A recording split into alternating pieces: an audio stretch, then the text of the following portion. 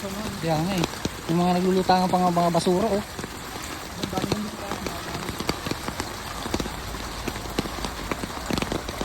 Ayun, dami basura na ano.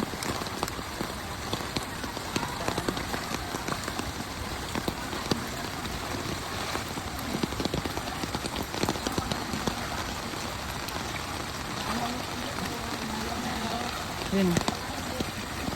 Mga basura. Lulutangan ng mga basura.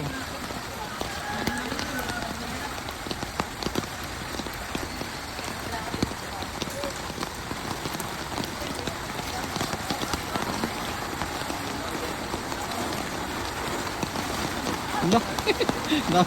dami basura. Lutangan na yung mga basura dito. Ito parang ano ah.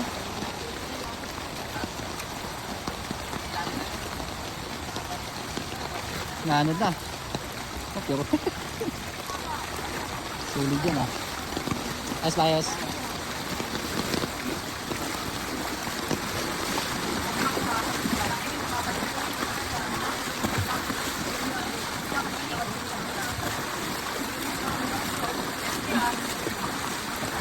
Matcha yan, pre.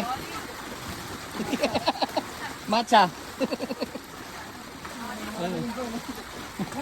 Kakaiba yan ah.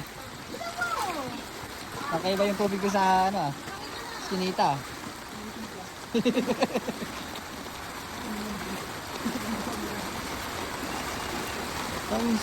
Dami yan. Pagkaroon ng ano doon, alam mo yung ginawa dito ni Paliko ng avenue ko. Yung gilid ng sapa yun eh. Hindi, yung nagkulang na, ang hino na ng tubig. Kung karoon hindi pa rin bumababa. Oh? Hindi naman siya maano, hindi naman siya madumi. Ayun mga bossing kung daming mga basura. Mas maganda yan, matanggal yan mga ganyan. Galing sa punta ng tubig, hindi ka sa Oh. Pag ganitong ano, binabaha ba yun? Wala ngayon, madumi siguro yun kasi malakas na kami agos eh. Pero mga nakaraw dyan, nilinaw nila.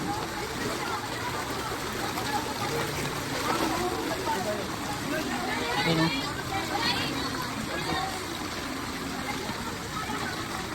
Daming naglulutangan ng mga basura. Ayun. Tayo. Grabe, pati doon ang daming basura oh. Hanggang tuhod dito oh. Hanggang tuhod. Ang tubig.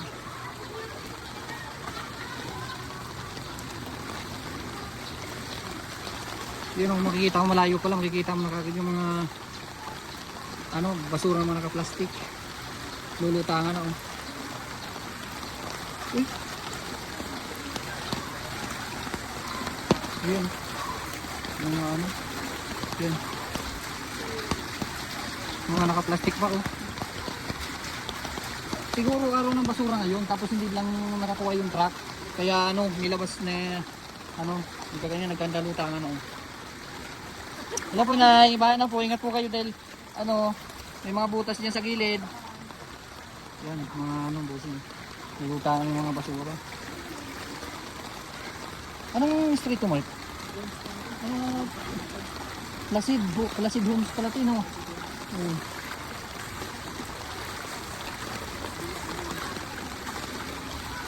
So kaya mga busing, kung lalabas kayo ng bahay, magbuta na lang kayo. Huwag nang lumabas dahil baka ma-leptospirosis pa kayo. Dahil ako na-leptospirosis na ako eh. Totally, hindi pa ako magaling. Dahil may tinitik pa akong gamot pero siyempre, para makita nyo yung kalagayan dito sa paligid ng San Mateo, yan. Yung mga basura nagkalat. So kayo mag-iingat kayo. So ayun lang, mamaya na lang ulit mga boss.